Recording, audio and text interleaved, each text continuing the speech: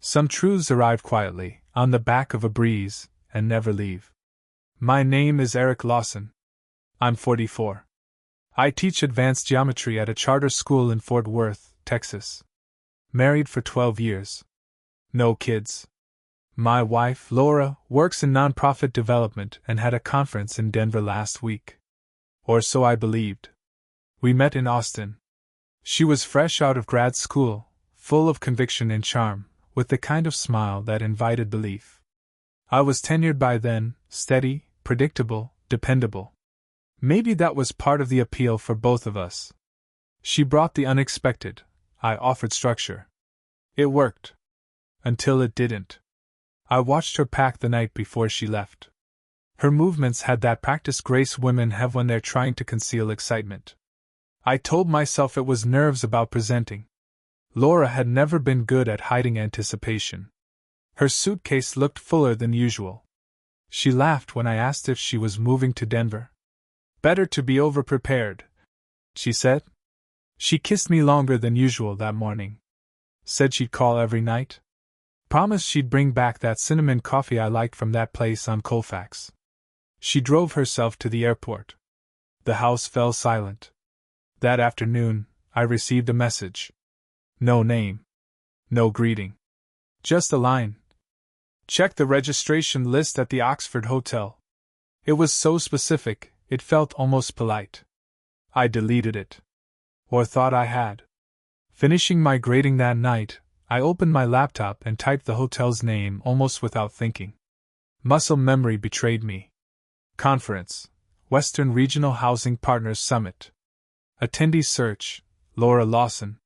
No matches. Maybe I spelled something wrong. I tried again. Still nothing. My fingers hovered over the keyboard. A cold current worked its way through my chest. I opened our shared calendar. Her trip was there, marked in blue. Underneath it, in a note I hadn't seen. TR special event do not share. TR. Thomas Reynolds. Her colleague. The same one who called her during our anniversary dinner last year, and made her laugh harder than I had in weeks. I closed the laptop. That night, I stared at the ceiling for hours, mapping every quiet moment I had once trusted. By dawn, I knew two things. I wasn't crazy. And she wasn't alone in Denver. There are moments in life when even time seems to hesitate, as if the world is waiting to see what you'll do next. The morning after that realization, I made coffee and sat at the kitchen table like it was any other Tuesday. The ceramic mug still bore the words, Mr. L. in fading gold, a gift from Laura's first fundraising gala, where I stood awkwardly in a suit, trying not to spill shrimp sauce on my tie.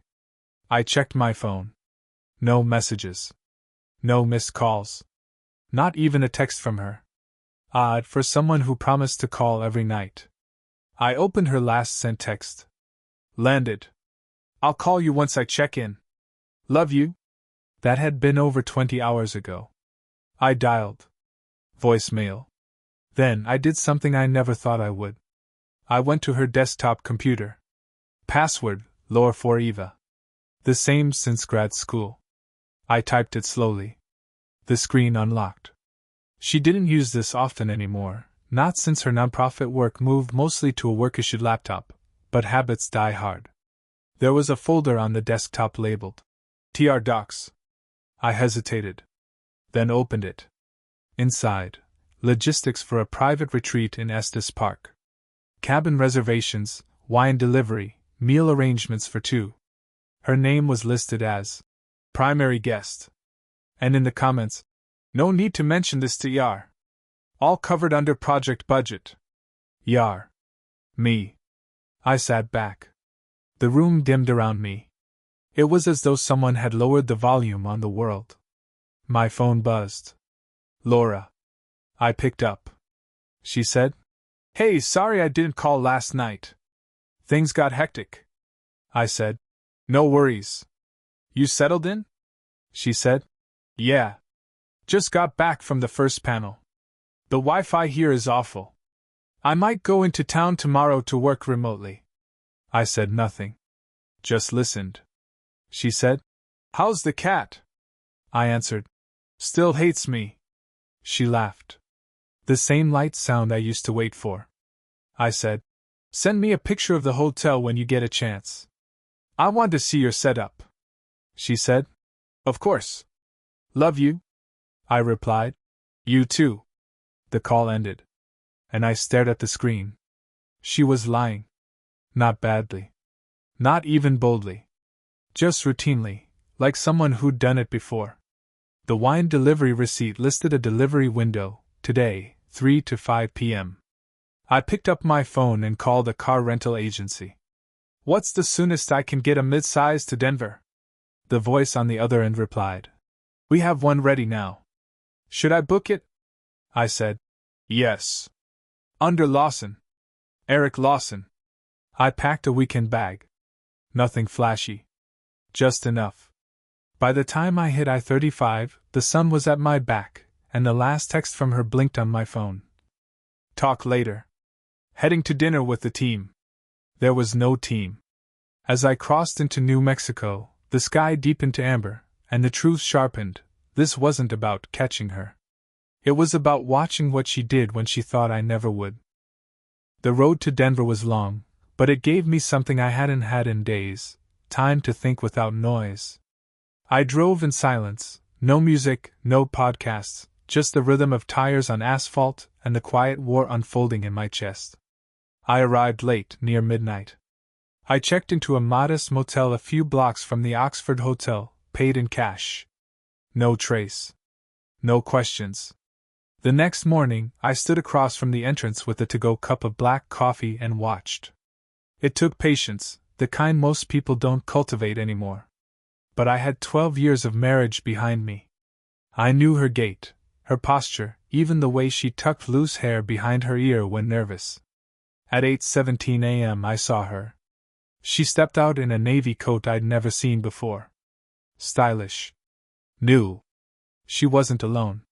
Thomas Reynolds walked beside her. He carried a laptop bag and laughed at something she said. She smiled. The kind of smile that doesn't belong to a colleague. They walked a few blocks east, turned into a brunch cafe. I followed at a distance. Inside, they sat near a window.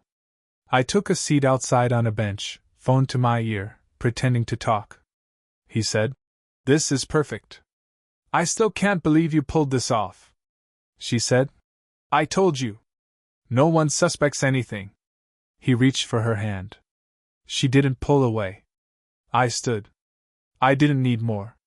Back at the motel, I opened my laptop. I wasn't impulsive. I was methodical. First, I changed all our shared account passwords. Then I locked down the credit card she used for travel. Next, I drafted an email to her director, attaching copies of the retreat receipts marked as work-related expenses. I didn't send it. Not yet. But it was there. At 6:42 p.m., I returned to the hotel. This time, I walked into the lobby. I asked the front desk, "I believe my wife left a scarf here this morning. Laura Lawson?" The woman behind the counter typed and smiled. "Yes, she checked in yesterday. Room 417. One moment, sir." So that was real. I said, "Actually, I just remembered she has it with her." "Thank you." I stepped outside, heart steady. Then I did what I came for. I waited until dark. Watched them return. Saw him wrap his arm around her as they entered through the back. I took one picture. Just one. Clear. Sharp. Undeniable. Then I left. I didn't confront her. Not yet. There are moments in chess where the best move is to wait. And I was done playing checkers. When people imagine confrontation, they often picture shouting, slammed doors, maybe tears. But the most effective response to betrayal isn't noise. It's clarity. I spent the next morning at a coffee shop off Blake Street, open laptop, headphones in, pretending to grade papers. But my screen held something else: our mortgage documents, joint assets, retirement accounts. I reviewed everything with the precision I teach my students to apply to proofs. Every dollar, every name, every legal hinge point. By 10 a.m., I had a secure folder ready for counsel. At 11:17, I received a text. Laura said, "Just finished our final session. Heading to grab lunch. I'll call after." I stared at the screen. She had no idea how carefully I was watching her lie. At 1 p.m., I walked into the Oxford Hotel's bar. She sat there. Alone for once. Scrolling her phone, glass of white wine untouched. I stood beside her before she noticed me. She looked up. Shock bloomed across her face like a slow bruise. She said, "Eric? What are you?" "What?" I answered. "Conference over already?" She fumbled with her phone, then smiled as if it were all a dream. She said, This is such a surprise. Are you here for work?" I replied, "No." She said, "So you came all this way just to see me?" I sat beside her. Calm. Still. I answered, "You tell me." She looked down at her wine. Then up at me. She said, "Eric, this isn't what it looks like." I didn't laugh. Didn't speak. She said, "Thomas is just a friend. It's not serious." I needed space. "You've been so distant." I answered, "You listed your cabin retreat under work budget." That silenced her. Her eyes darted toward the bar mirror. No escape there. She said, "I didn't plan for this to go this far. It just happened." I answered, 12 years. "And it just happened." She whispered, "I didn't mean to hurt you." I said, "You didn't think of me at all. That's the part that hurts." She reached for my hand. I didn't move. She said, "What are you going to do?" I said, "What I always do. Think. Plan. Execute." Then I stood up. I didn't yell. Didn't accuse. Just walked out. Outside, the sun glared down on the pavement like judgment.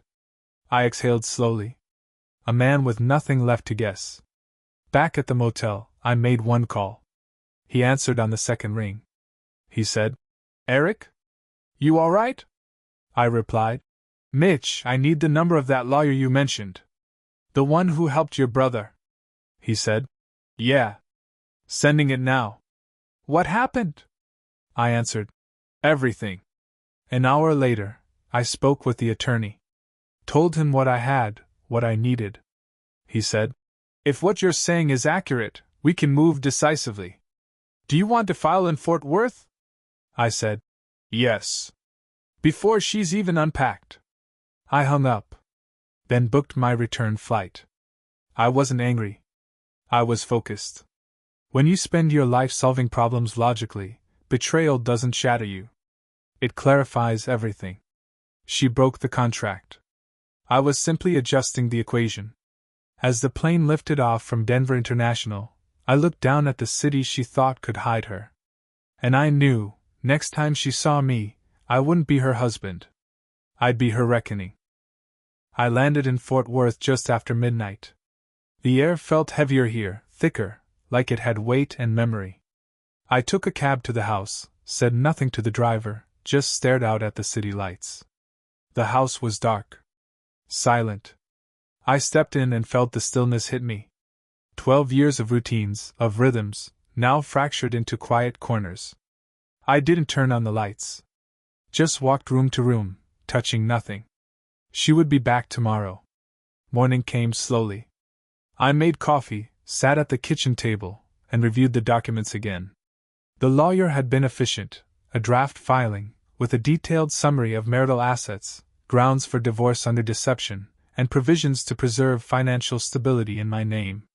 At 10:46 a.m., her car pulled into the driveway. I didn't go out. I waited. She stepped inside, suitcase trailing behind her. She froze when she saw me at the table. She said, "You're here." I answered, "Where else would I be?" She lowered the handle on her bag, her eyes scanning me like I was a stranger in my own home. She said, "I thought you had work today." I said, "I did. Then I didn't. Plans change." She moved slowly to the counter, opened the cupboard, took down a mug, like it was any other day. She said, "You flew home ahead of me." I nodded. She said, "I want to talk." I said, "Then talk." She sat across from me, fingers wrapped tight around the ceramic. She said, "It wasn't serious." "It was." "I don't know. I felt invisible." "I know that's not an excuse, but it was real to me." I said, "And the lies? The receipts, the emails, the reservations under fake labels, were they real too?" She said, "I didn't think you'd find out. I wasn't planning to leave. I thought I could put it away." I said, "You already did. You put us away." She looked down, then back at me. She said, "What now? You want me to leave?" I stood up, walked to the counter, took out a folder. I said, "This is what happens now. The lawyer's name is inside. The filing is ready. You can stay here for a week, no longer. After that, you'll need to find another place." Her lips parted, as if to object. But nothing came. She said, "You really mean this?" I said, "You made the decision. I'm just finishing it." She stood, stepped toward me. She said, "You really want to end this over one mistake?" I said, "You didn't make a mistake. You made a plan." She turned away, shoulders stiff, hands gripping the edge of the counter. The silence stretched. She said, "I thought you'd scream. Break something. Throw me out. I guess I underestimated how cold you can be." I answered, "No. You underestimated how clearly I can think when the noise stops." She left the kitchen. I didn't follow. I sat back down and stared at the spot where she had just stood. The home we built was no longer shared. It had become a stage, and this morning was the last act. In the stillness of that empty kitchen, I realized the war was already won. Not with rage. Not with noise. But with quiet resolve. And when she packed her suitcase next time, it wouldn't be for a conference. It would be for good. 3 days passed. She moved like a guest in the house. Not touching the pictures. Not using the master bedroom. We passed each other in silence, brushing by with the kind of nod you give a neighbor, not a partner. The documents lay untouched on the counter. I didn't remind her. I didn't need to. On the 4th day, I came home from work to find her sitting in the living room, folder open on her lap. She said, "This is really happening." I replied, "It already did. Now it's just paperwork." She said, "You didn't even fight for me." I said, "You were never gone. Just already somewhere else." She stood and walked to the window. Her voice was lower now. She said, "I don't love him. I don't even think I ever did." I answered, "Then what does that make what you did?" She said nothing. The silence grew thick between us. The late sunlight cut long shadows across the carpet. She said, "I was lonely. I felt unappreciated. You buried yourself in work. In logic." I answered, "So you reached for chaos." She said, "I reached for something. Anything that reminded me I was still alive." I looked at her then, really looked. I said, "You should have just said that. Before all this." She said, "Would you have listened?" I didn't answer. Because maybe she was right. But that didn't change what she did. Later that evening, I found her sitting at the dining room table, pen in hand, slowly signing her name on the bottom line. She said, "I thought if I admitted it, we could rebuild." I answered, "We could have. But you didn't admit. You lied. Rebuilding starts with truth, not damage control." She slid the papers toward me. She said, "I'll move out tomorrow. I'll stay with my sister until I can sort something more permanent." I nodded. She said, "Do you hate me?" I said, "No. That would be easier." She said, "Then what?" I said, "I pity you. Because I gave you 12 years without backup plans. And you spent the last of them planning an exit I never saw coming." She looked away, blinking hard. She said, "You always were better with words." I said, And you always preferred stories over truth. That night, I slept in the master bedroom. Alone. I didn't feel strong. I felt empty. But emptiness can be honest. It doesn't pretend. At 3:17 a.m., I heard her crying downstairs. Quiet, but not hidden. I didn't go to her. The next morning, she was gone. No note. No goodbye. Just a soft hollow left by someone who no longer belonged. I sat at the table with a mug of coffee and stared at the folded linen she never got around to packing. She left her favorite sweater draped over the chair. And for the first time in weeks, I didn't feel abandoned. I felt free. But freedom has a price. And soon, I'd find out just how high it was. A week later, I sat in a narrow office lined with file cabinets and framed diplomas. The attorney, sharp suit, calm tone, spoke with precision. It wasn't courtroom drama. It was clean math, dotted lines, verified claims. He said, "We submitted the filing as planned. There's no contest from her side." I answered, "She knows there's no room left to argue." He nodded. He said, "You'll retain the house, the accounts stay divided as listed." She waived spousal support. I said, "She still thinks this will blow over. That time softens things." He said, "Does it?" I didn't answer. A few days later, I ran into Thomas Reynolds. It was at a fundraiser downtown, one Laura and I used to attend together. I was invited out of habit. He approached me near the exit. He said, "Eric, I didn't expect to see you here." I said, "Likewise." He shifted his weight like a man rehearsing a speech. He said, "Look, I never meant to." I interrupted. "You knew she was married." He said, "It wasn't supposed to be anything serious." "She said you were distant. That she was alone." I said, "And you believed her?" He said, "I think she believed it too." I looked at him. Calm. Not angry. Just clear. I said, "Don't mistake silence for absence." He opened his mouth, closed it, then walked away. I never saw him again. Months passed. The house grew quieter, then settled. I repainted the office, moved the furniture, gave away the wine glasses she'd picked. People asked if I was dating again. I wasn't. I started running. Not to escape, just to move. Some mornings, I'd go 5 miles without thinking. Others, I'd sit on the porch with coffee and let the silence teach me something. Laura called once. She said, "I just wanted to know how you're doing." I replied, "You lost that right." She said, "There. I just wanted to hear your voice." I said, "Don't confuse memory with hope." She hung up. That was the last time. The divorce finalized in December. The holidays came and went like a train passing through a station where no one waits. I returned to the classroom. My students never asked. Some noticed the ring was gone. One left a note on my desk. "Hope break isn't too hard. You're the best teacher here." That did more than they'll ever know. I rebuilt.